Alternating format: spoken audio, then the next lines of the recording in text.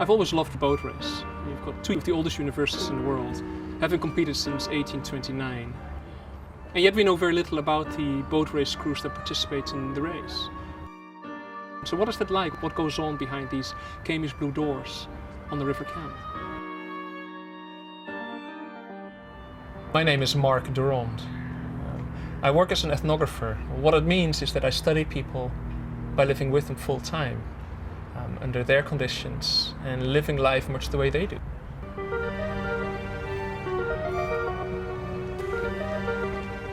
Now, what I'm really interested in are the way human beings operate in high-performance contexts, very stressful environments. What's the human experience like?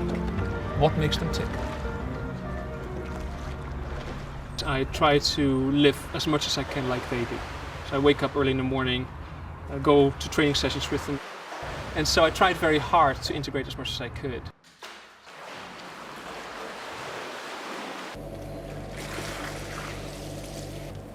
And often, almost on a daily basis, mopping the floors. Okay, so what does it take to create a successful rowing crew?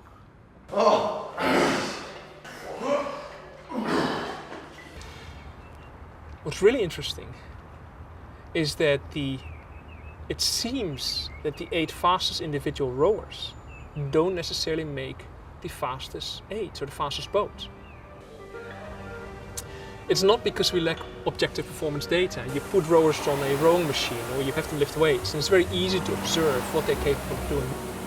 But line up all your 8 strongest people and put them in a boat, and they'll likely not comprise the most fastest possible boat. But these people are good, but what makes them good makes them difficult too. They're intuitive, they've often been right in the past, they'll think they'll be right tomorrow. They can't help being what they are.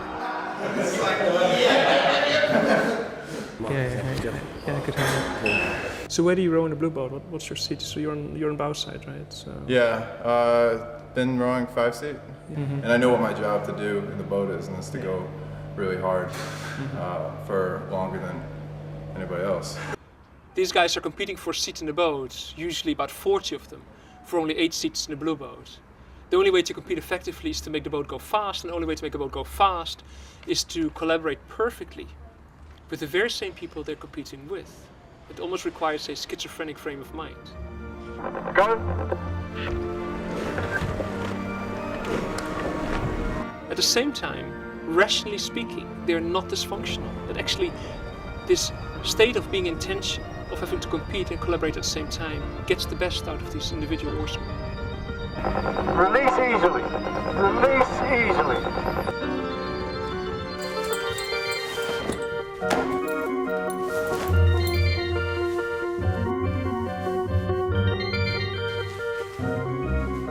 Today I'm hoping to do something a little bit special.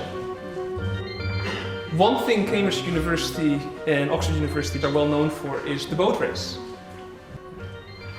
Now what I want to do is to show you that there are things we can learn from high performance rowing using the Cambridge example that are incredibly relevant for business.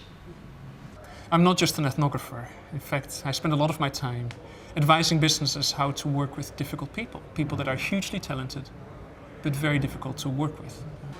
Pick your best 8, not your 8 best. Now, what does it mean for business?